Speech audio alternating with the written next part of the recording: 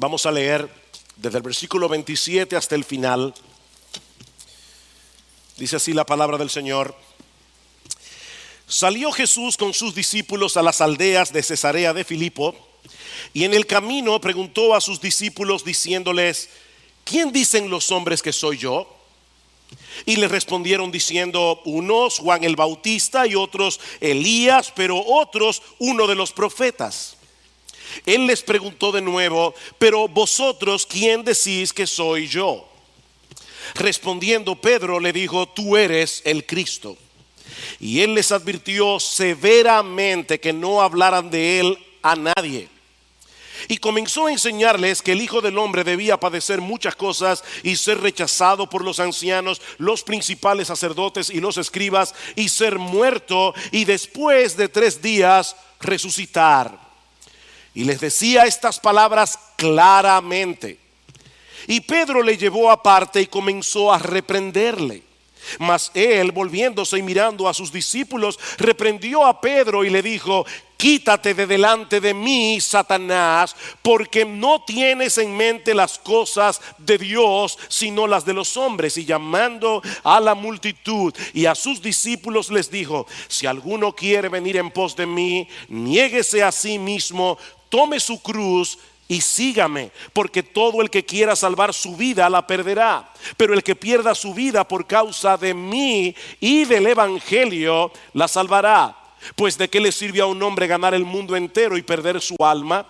Pues ¿qué dará un hombre a cambio de su alma? Porque cualquiera que se avergüence de mí y de mis palabras en esta generación adúltera y pecadora, el Hijo del Hombre también se avergonzará de él cuando venga en la gloria de su Padre con los santos ángeles. Para las personas que nos visitan en esta mañana, desde hace ya varios meses hemos estado estudiando consecutivamente el Evangelio de Marcos, y hoy llegamos a esta sección que ocupa un lugar estratégico en la estructura de todo el libro. Hemos dicho varias veces a lo largo de esta serie que los evangelios son biografías teológicas. Eso quiere decir que los evangelistas no se limitaron simplemente a narrar cronológicamente la vida del Señor, sino que ellos tomaron aquellas escenas, aquellos discursos, aquellos milagros en los que estaban interesados para mostrar algo acerca de la persona de Jesús. En otras palabras, los evangelios tienen una estructura. Y en el caso particular del Evangelio de Marcos, este puede ser dividido en 2 grandes bloques. A partir del capítulo 1 y hasta el versículo 26 del capítulo 8, Marcos plantea la pregunta de si Jesús es en verdad el Hijo de Dios, si Él es el Mesías por tanto tiempo esperado por la nación de Israel. A partir del capítulo 11 y hasta el final del Evangelio, Marcos enfoca más bien la forma como Jesús vino a ser ese rey mesiánico, narrando con todo detalle la semana de la pasión, que por cierto hemos estado conmemorando en estos días, y ha sido providencial que tocara este pasaje en el día de hoy.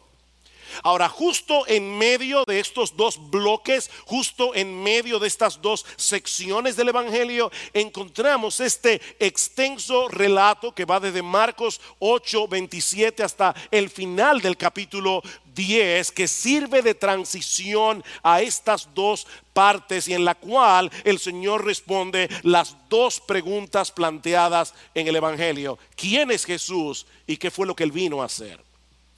De manera, mis hermanos, que esta sección que vamos a comenzar a estudiar en la mañana de hoy funciona como una especie de bisagra sobre la cual gira toda la historia.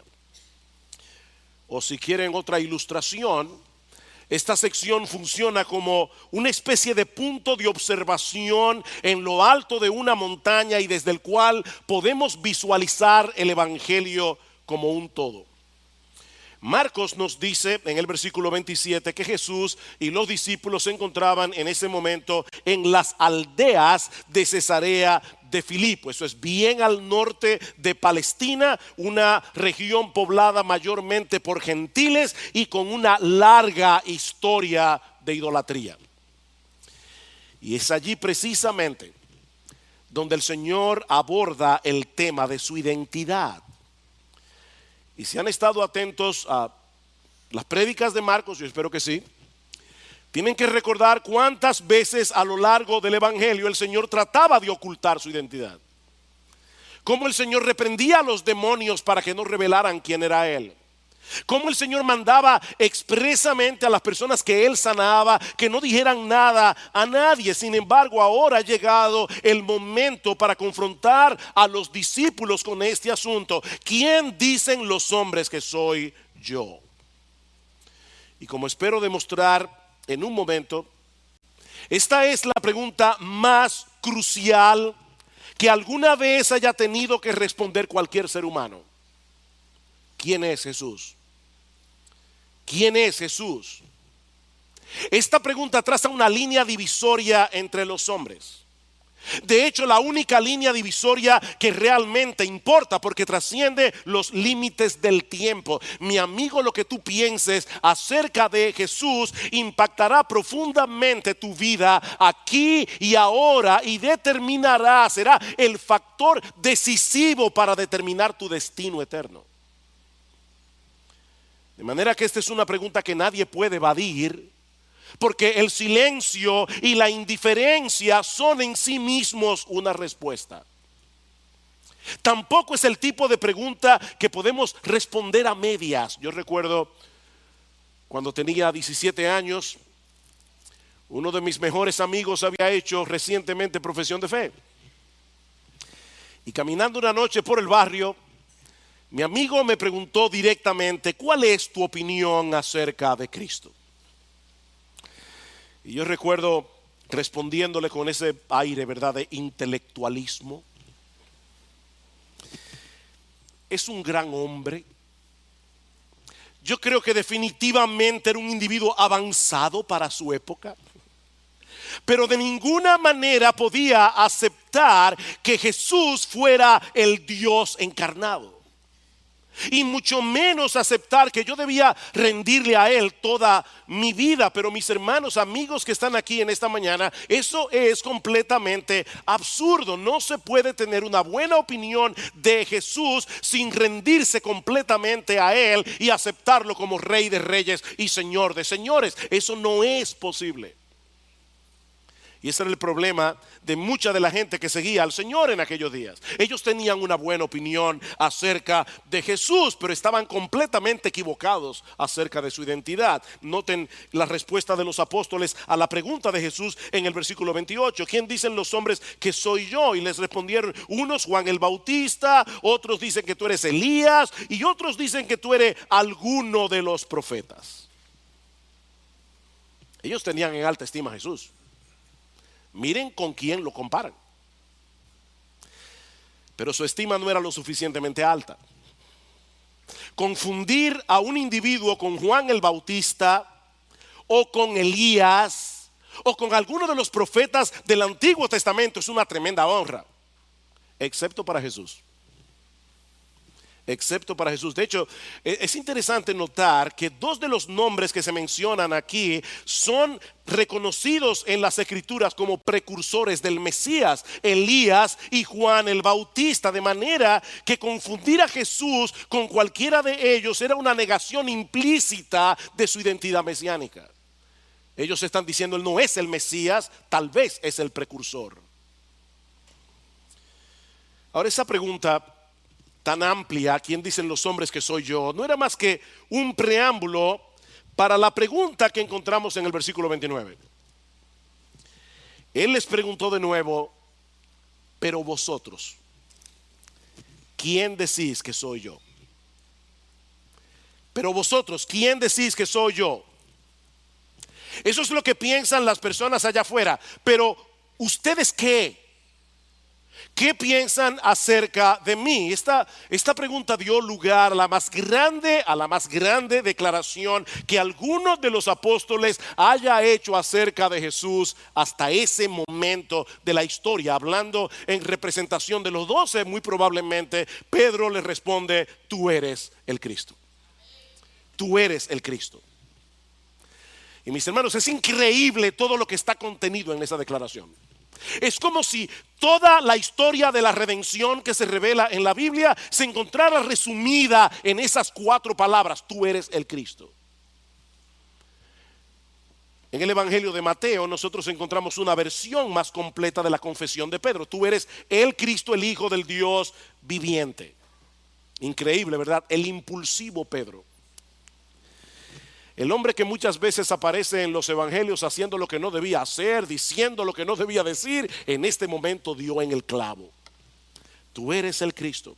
De hecho, en el pasaje paralelo del Evangelio de Mateo, nosotros vemos cómo el Señor alaba al Padre, no a Pedro, y le dice: bienaventurado eres, Simón, hijo de Jonás, porque eso que tú acabas de declarar, eso no te lo reveló carne ni sangre, sino mi Padre que está en los cielos. Mis hermanos, piensen en esto por un momento. No hacía mucho tiempo que Pedro era un hombre común y corriente que trabajaba como pescador en el mar de Galilea. Día tras día, Pedro estaba tirando redes, remendando redes, limpiando pescados, vendiéndolos en el mercado, hasta que el Señor se encontró con él y cambió por completo el curso de su existencia. Increíble, hermanos, lo que Pedro está diciendo aquí es tan contundente, es tan trascendental, que Cristo promete edificar a su iglesia sobre el fundamento de esa declaración. ¿Y saben cómo Pedro llegó a esa conclusión? Por la gracia de Dios. Por la gracia de Dios. Pedro, eso no te lo reveló carne ni sangre. Si Dios el Padre no te hubiera abierto el entendimiento, no hubiera abierto tus ojos, habría sido completamente imposible que Pedro hiciera esa deducción acerca de Jesús por sí mismo. Y hermanos, esto es muy importante, porque fácilmente cualquiera de los creyentes que están en esta iglesia en el día de hoy, cualquiera de nosotros puede olvidar la condición de tinieblas en la que nos encontrábamos antes de conocer la gracia de Dios en Cristo. Ninguno de nosotros tiene nada de qué gloriarse si ahora puede ver claramente lo que otros no pueden ver, porque es la gracia de Dios lo que hace la diferencia. El himno que cantamos hace un momento: profundo es el amor de Dios. Esa estrofa muchas veces me ha traspasado el alma cuando dice: vergüenza siento al escuchar mi voz entre las burlas. ¿Sabes lo que eso significa en una forma menos poética? Que de tú haber estado allí, al pie de la cruz, habrías gritado con la multitud: crucifícale, danos a Barrabás. Vergüenza siento al escuchar mi voz entre las burlas. Mis hermanos, cuando nosotros éramos incrédulos, lo éramos por derecho propio. Pero ahora somos creyentes por la misericordia de Dios. Somos creyentes porque Él quiso revelar en nuestros corazones que Jesús es el Cristo. Y esta palabra es el equivalente en griego de la palabra hebrea Mesías, que significa literalmente el ungido. Cristo, Mesías, ungido. Durante el periodo del Antiguo Testamento, tanto los reyes, los profetas como los sacerdotes eran colocados en sus respectivos oficios, ungiéndolos con aceite. De manera, mis hermanos, que lo que Pedro está diciendo aquí acerca de Jesús es que Él es ese personaje anunciado en el Antiguo Testamento, que sería el ungido de Dios por excelencia, aquel que habría de fungir al mismo tiempo como rey, como profeta y como sacerdote. Tú eres el Cristo, tú eres el Mesías, tú eres el Salvador del mundo, tú eres aquella simiente de la mujer que fue prometida a nuestros primeros padres en el huerto del Edén y que habrá de aplastar la cabeza del maligno. Ese eres tú. Eso es lo que Pedro está diciendo aquí. Y no eres un ser humano común y corriente. Eres el mismo Hijo de Dios. Y es obvio, hermanos, que Pedro no podía entender en ese momento todas las implicaciones teológicas de lo que él acaba de decir. Pero él está reconociendo en esta confesión que Jesús es humano y divino a la vez. 100% Dios, 100% hombre. Dos naturalezas en una sola persona, con todos los atributos que hacen que Dios sea Dios y con todos los atributos que hacen que tú y yo seamos humanos, excepto que él nunca pecó. Dios y hombre. Y yo te pregunto en esta mañana, ¿eso es lo que tú crees acerca de Jesús? No te estoy preguntando qué piensan tus padres acerca de Jesús. No te estoy preguntando qué piensan tus hermanos o hermanas acerca de Jesús. No te estoy preguntando qué piensa tu esposo o tu esposa acerca de Jesús. Mi amigo, lo único que importa aquí es lo que tú piensas acerca de Él. Eso es lo que marcará la diferencia por los siglos de los siglos. Ahora, esta confesión de Pedro, así de impresionante y de extraordinaria como es, estaba incompleta. Pedro ya sabía quién era Jesús, pero ni él ni el resto de los apóstoles entendían todavía lo que él había venido a hacer. Es por eso que el Señor les advierte tajantemente que no revelaran a nadie su identidad. Versículo 30, y él les advirtió severamente que no hablaran de él a nadie. Todavía no era el momento, porque Jesús debía llegar a la cruz para que ellos pudieran tener un mensaje que predicar. Y eso nos lleva a nuestro segundo encabezado. Ya vimos la identidad de Jesús. Veamos ahora en segundo lugar la naturaleza de su obra.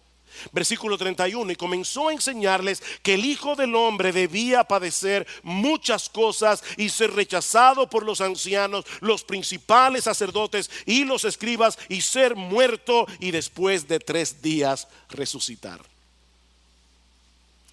Nosotros leemos eso hoy tan tranquilos aquí, sentados con aire acondicionado. Yo creo que cuando los apóstoles oyeron eso, casi les da un infarto. Mis hermanos, esto tiene que haber sido increíblemente chocante para los apóstoles. Increíblemente chocante. Por un lado, Jesús está identificándose a sí mismo aquí como el Hijo del Hombre. Y esta es una figura mesiánica que aparece en el capítulo 7 del libro de Daniel.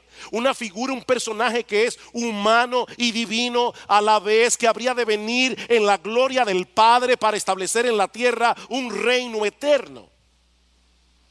Ese Hijo del Hombre viene al mundo a enderezar lo que el pecado torció. Ese Hijo del Hombre viene a acabar con todas las consecuencias terribles que el pecado ha provocado en la raza humana. Pero ahora Cristo dice al mismo tiempo que ese Hijo del Hombre tiene que morir. ¿Ustedes notaron esa pequeña palabra en el versículo 31? Él no dice simplemente que él había venido a morir. No.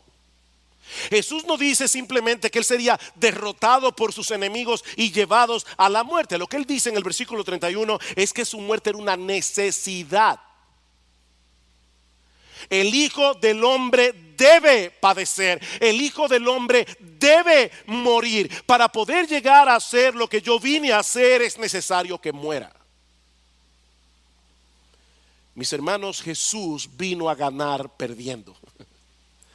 Jesús vino a ganar perdiendo. Su muerte en la cruz era una necesidad, porque la justicia perfecta de Dios debía ser satisfecha plenamente para que nosotros pudiéramos ser aceptados en su presencia. La Biblia dice que la paga del pecado es la muerte. Todos nosotros somos pecadores, todos somos transgresores de la ley moral de Dios y tenemos que pagar por eso. Pero el Hijo del Hombre decidió voluntariamente asumir nuestro lugar. Recuerden, mis hermanos, que ese es el gran tema del Evangelio de Marcos. El rey que se hace siervo para dar su vida en rescate por muchos. Jesús decidió renunciar a su gloria. Jesús decidió hacerse débil para que pecadores culpables pudieran ser absueltos en el tribunal de Dios. Esa es la esencia del Evangelio. El inocente tenía que morir en una cruz. El inocente tenía que recibir sobre sí mismo toda la ira justa de Dios que tú y yo merecíamos por nuestros pecados. Increíblemente, Dios nos salvó de Dios. Dios nos salvó de Dios. El justo murió por los injustos para llevarnos a Dios. Pero gloria al Señor, mis amados hermanos, que esa no es toda la historia. Esa no es toda la historia. Así como era necesario que el Hijo del Hombre padeciera muchas cosas y fuera condenado a morir por los líderes religiosos de Israel, así también era necesario que resucitara al tercer día. No solo para confirmar que Él era quien decía ser, sino también para declarar que el Padre había aceptado su sacrificio. Queridos hermanos, el Señor resucitó. El Señor resucitó y eso lo cambia todo. Me encantó algo que publicó Paul Tripp en el día de ayer. Él decía: el sermón predicado por la tumba vacía en las afueras de Jerusalén se titula "Nada tiene el poder de detener a este Salvador". Ese es el título del sermón, de la tumba vacía. La muerte no podía retenerlo porque Él era el perfecto Hijo de Dios. Así que Pedro tenía razón acerca de la identidad de Jesús, pero todavía le faltaban piezas para completar el cuadro. De ahí lo que sigue diciendo Marcos en el versículo 32. Y le decía estas palabras claramente. Es decir, Jesús no estaba hablando aquí en parábolas. El Señor estaba diciendo claramente: yo tengo que padecer, yo tengo que morir, yo voy a resucitar. Pero entonces, ahora viene Pedro. Los prejuicios teológicos que tenían los apóstoles no les permitían asumir y asimilar estas palabras. Versículo 32. Y les decía estas palabras claramente, y Pedro le llevó aparte y comenzó a reprenderle. No olviden que Marcos era el asistente de Pedro.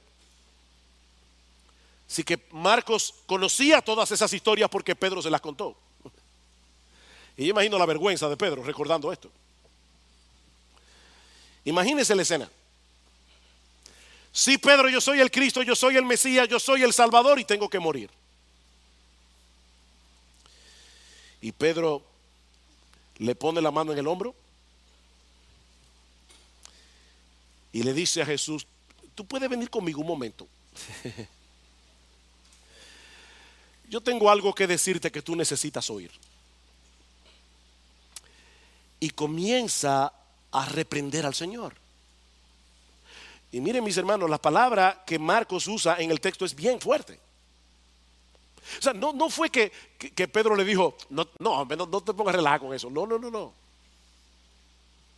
No, hermanos, esta palabra aparece otras veces en el Evangelio de Marcos, donde Cristo reprende a los demonios para que no revelaran su identidad. Es la misma palabra. Así que es muy posible que haya habido cierta hostilidad en el corazón de Pedro mientras trata de convencer a Jesús de que él no debía de ninguna manera seguir adelante con ese plan. Pedro sabía que el sufrimiento de Jesús iba a implicar sufrimiento para ellos muy probablemente. Y eso no estaba en los planes de Pedro. En ese momento en particular, Pedro no estaba dispuesto a pagar el precio de seguir a Cristo. Así que no había otra alternativa que hacerlo cambiar de parecer. Y yo te pregunto, mi hermano, en esta mañana, ¿tú te ves en ese cuadro? ¿Tú te ves a ti mismo en ese cuadro? Decimos que Jesús es el Rey, decimos que Jesús es el Señor, pero cuando sus planes no encajan con los nuestros, comenzamos a reprenderlo. ¿Tú sabías que a veces tú has reprendido a Jesús? ¿Sabes cómo lo haces? Con la actitud del corazón. Mis hermanos, el descontento del corazón no es otra cosa que una reprensión silente. Es una reprensión a Jesús. No estás haciendo las cosas bien, Señor. Y yo tengo que hacértelo saber de alguna manera. No estoy contento con tus decisiones, no estoy contento con tus planes. Yo sé que tú creaste el universo con sabiduría, pero honestamente, Señor, yo no sé qué es lo que tú estás haciendo con mi vida. Así que el mismo que hace unos minutos había confesado que Jesús era el Cristo, ahora se estaba haciendo eco de las palabras de Satanás en el monte de la tentación. Noten el versículo 33, mas él, volviéndose y mirando a sus discípulos, reprendió a Pedro y le dijo: quítate de delante de mí, Satanás, porque no tienes en mente las cosas de Dios, sino las de los hombres. La idea que Pedro estaba tratando de poner en la mente de Jesús en ese momento era muy similar a la oferta que el diablo le hizo a Cristo en el monte de la tentación. Yo te ofrezco un reino sin cruz. Te ofrezco una corona de gloria sin sufrimiento. Yo tengo un plan para ti que es mucho mejor que el de tu Padre que está en los cielos. Increíble. Esa reprensión de Jesús tiene la intención de hacerle ver a Pedro que solo existen dos maneras de hacer las cosas: o de acuerdo a la mente de Dios o de acuerdo a la mente del hombre. Solo hay dos maneras. Y las dos son completamente contrarias, las dos son completamente antagónicas, mis hermanos. Esta sugerencia de Pedro no era compasiva en lo absoluto, era diabólica. Era diabólica. Miren, mis hermanos, yo debo decir esto con toda la fortaleza de la que sea capaz. La predicación que ofrece una corona sin cruz es un mensaje que nace de las mismas fauces del infierno. Ese es el problema del evangelio de la prosperidad. Eso es diabólico. Mis hermanos, eso es diabólico. Decirle a una persona que puede vivir su mejor vida ahora no es más que otra versión de este mensaje infernal. No hay esperanza para el hombre aparte de la cruz. No hay esperanza.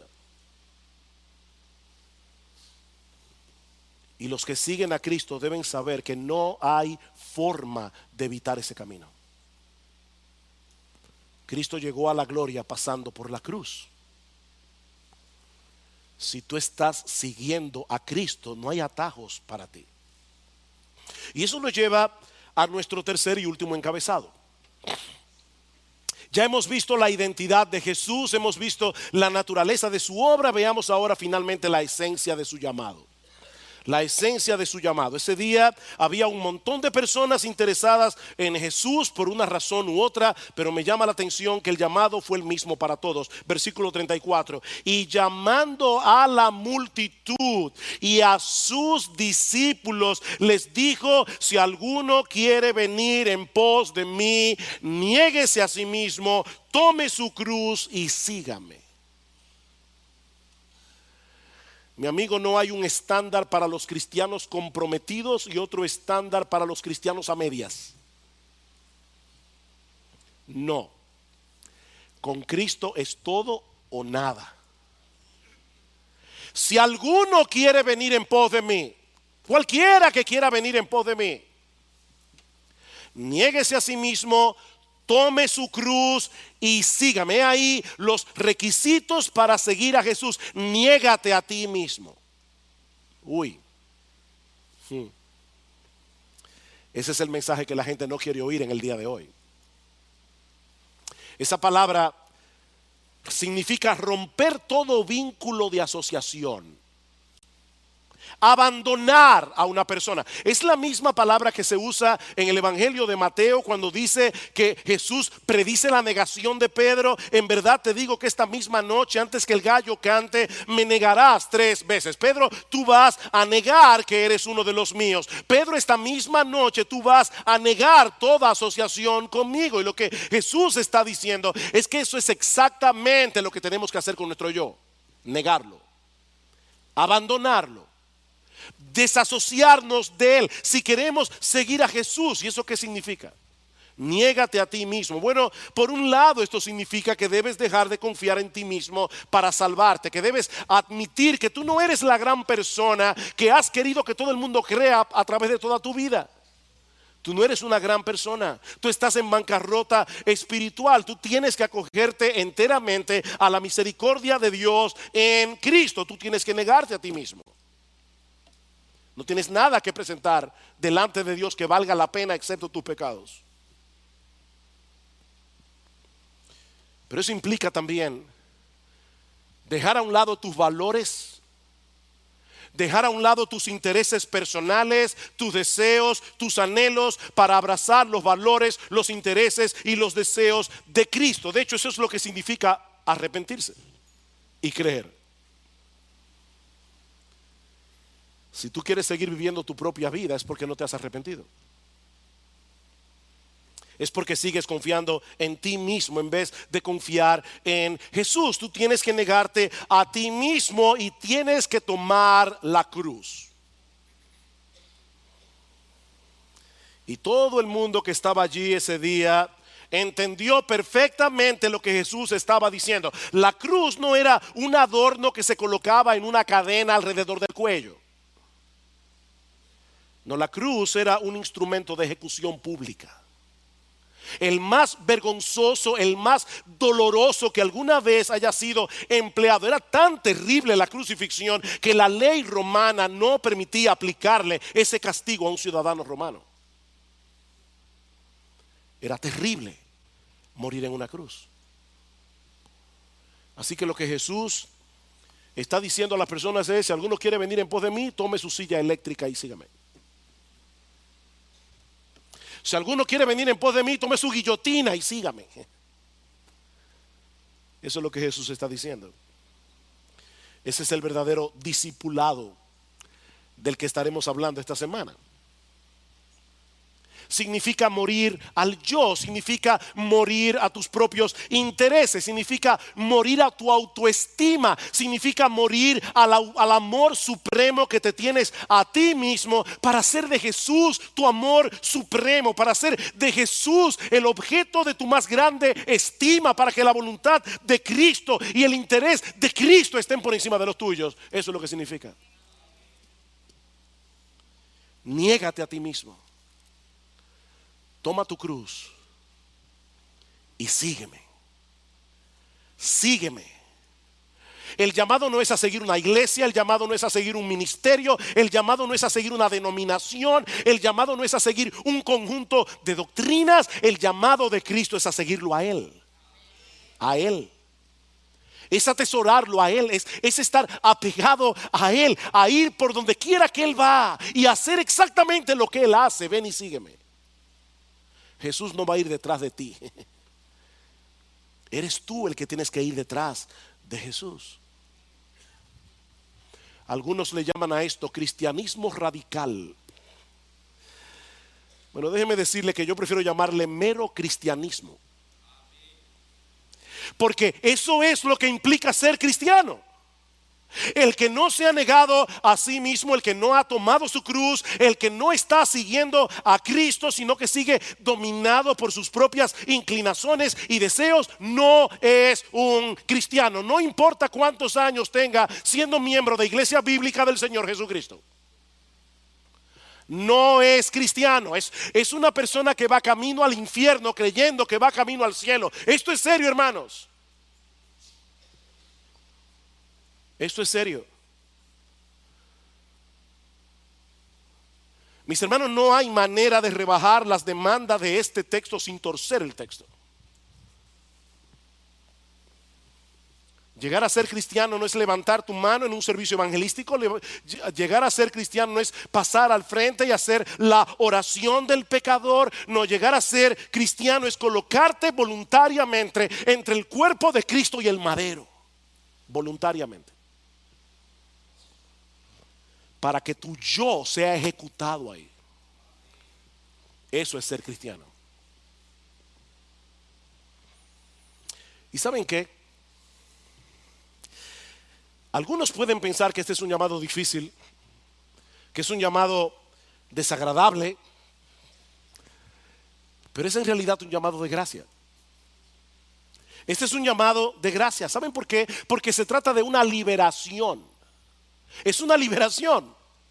El Señor nos está librando de nosotros mismos. Él está librando nuestro yo de la esclavitud del yo para que por primera vez en la vida podamos vivir en libertad. Es un llamado de gracia. Por supuesto, además está decir que eso no significa que a partir de ese momento nosotros vamos a vivir una vida perfecta haciendo siempre la voluntad de Dios. Eso no puede ser posible de este lado de la eternidad porque el pecado todavía mora en nosotros y ese pecado tratará por todos los medios posibles de llevarnos otra vez a nuestra antigua vida. Es por eso que en el pasaje paralelo en Lucas capítulo 9 versículo 23 el llamado de Cristo es a tomar la cruz cada día. No es un evento, es tomar la cruz cada día. ¿Saben por qué? Porque constantemente nos veremos a nosotros mismos desenterrando el cadáver de nuestro viejo yo. Es una lucha, mis hermanos. Es una lucha. Pero lo que distingue al cristiano es que está luchando. Y en medio de la lucha él se recuerda a sí mismo continuamente que él ha sido crucificado juntamente con Cristo. Como dice Pablo en Gálatas capítulo 2 versículo 20, con Cristo he sido juntamente crucificado. Ya no vivo yo, mas vive Cristo en mí. Lo que ahora vivo en la carne lo vivo en la fe del Hijo de Dios, el cual me amó y se entregó a sí mismo por mí. La única razón por la que mucha gente ve este llamado como algo terrible es porque no tiene ni idea de lo que implica tener un Salvador como Jesús. Y mucho menos de lo que implica la otra alternativa. Escuchen lo que sigue diciendo el Señor en los versículos 35 al 38. Y cada uno de estos versículos en el original comienza exactamente de la misma manera. ¿Por qué? ¿Por qué? ¿Por qué?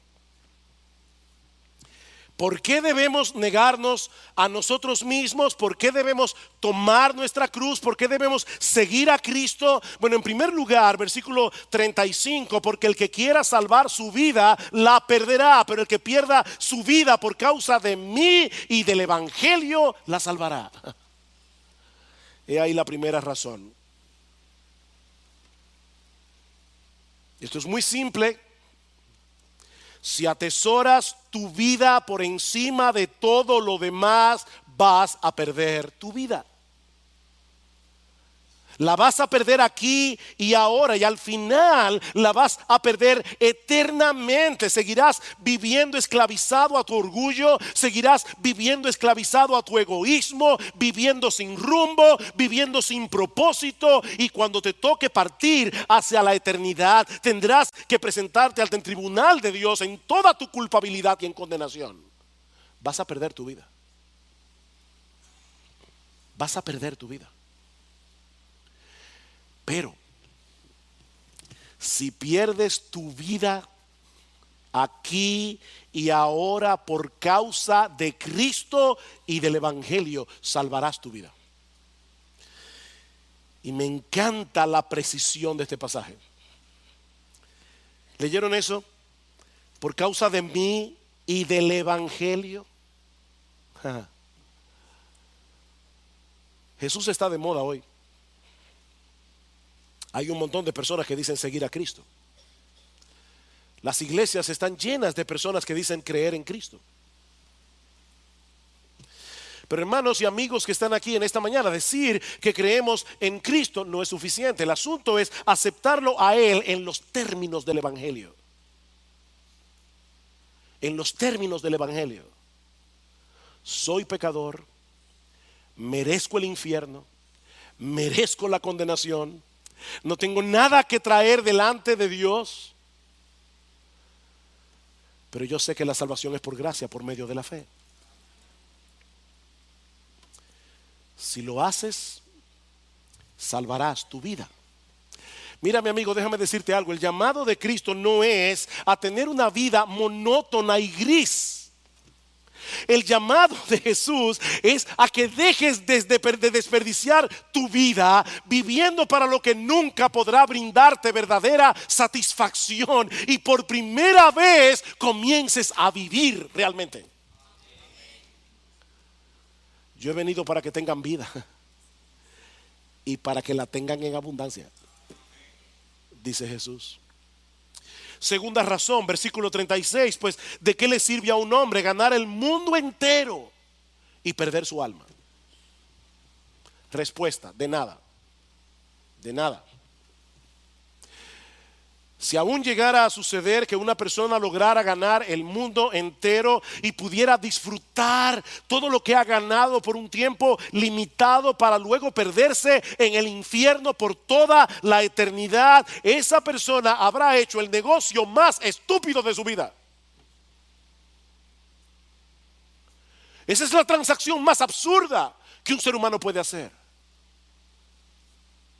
Perder el alma por ganar el mundo. Tercera razón, pues quedará, versículo 37, quedará un hombre a cambio de su alma. Si desprecias la obra redentora de Cristo para salvar a pecadores como tú y como yo, mi amigo, ¿qué esperanza te queda de salvación?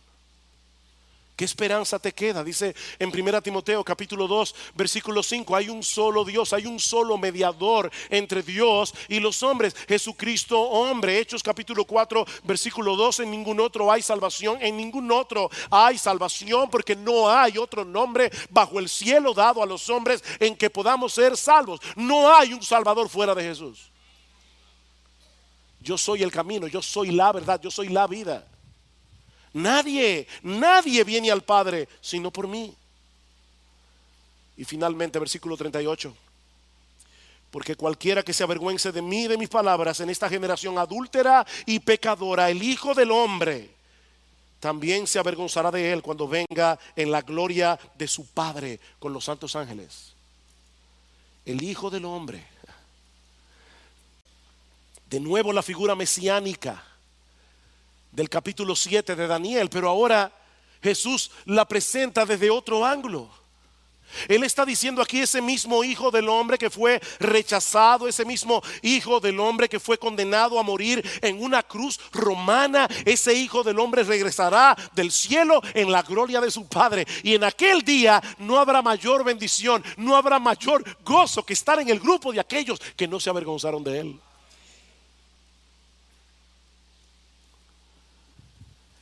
Comentando acerca de este texto, dice Piper, ¿qué es lo contrario a sentir vergüenza de alguien? Estar orgulloso de él, admirarlo, no sentirse avergonzado de que los vean juntos, amar, identificarse con él. Yo soy amigo de fulano de tal. Yo no me avergüenzo de Jesús. ¡Qué gloria! El Rey del cielo es mi amigo, el Rey del cielo es mi Salvador. Y cuando llegue y se siente en el trono de su Padre, dirá: hijos míos, vengan, yo tengo preparado tronos para ustedes también. Y yo te pregunto, mi amigo, ¿es eso lo que tú sientes por Jesús? ¿Admiración? ¿Deseo de identificarte con Él? ¿O es vergüenza? Porque si es así, estás menospreciando su persona, estás menospreciando la obra que Él llevó a cabo para salvar a pecadores. Y mi amigo, lo único que te espera es que Él se avergüence de ti cuando venga a reinar en la gloria de su Padre. Pero eso no tiene que ser así.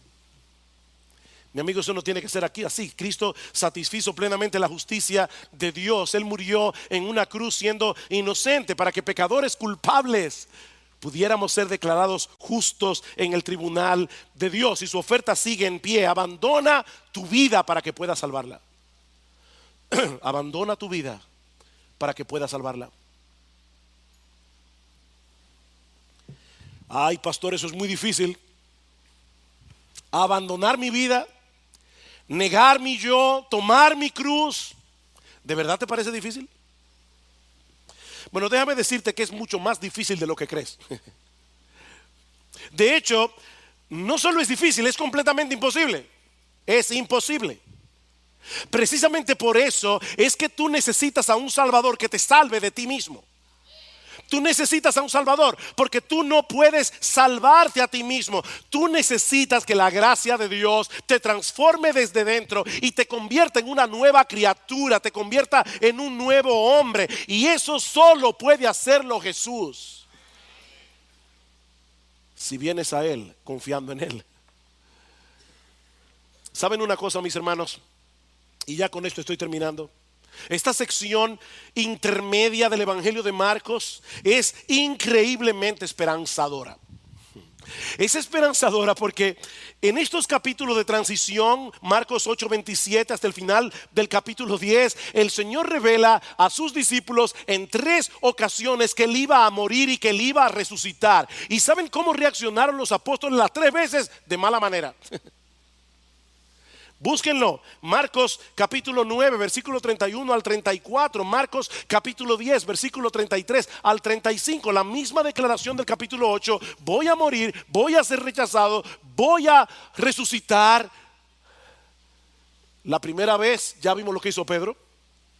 La segunda vez comenzaron a discutir en el camino quién de ellos iba a ser el más grande en el reino de los cielos. Y la tercera vez Jacobo y Juan se acercaron al Señor para pedirle que cuando Él venga en su reino, uno de ellos se sienta a la izquierda y el otro a la derecha. ¿Saben lo que eso significa, mis amados hermanos? Que estos hombres no acababan de entender lo que estaba sucediendo. Ahora, ¿saben por qué es esperanzador? Porque el Señor no los desechó. El Señor no los desechó, Él continuó discipulándolos, Él continuó capacitándolos para que ellos llegaran a ser los primeros líderes de su iglesia. Y al final casi todos ellos dieron su vida como mártires de Jesús. Así que no te canses, mi hermano, no te canses. No te canses de continuar negándote a ti mismo. No te canses de tomar tu cruz. No te canses de seguir a Cristo, porque Él no se cansa de seguir moldeándote. Si tú eres un verdadero creyente, Él compró para ti salvación. Él compró para ti santificación. Él compró para ti perseverancia en la cruz del Calvario. Él murió en debilidad, pero resucitó con poder. Que estará a nuestra disposición cada día hasta que lleguemos a su bendita presencia, si nos amparamos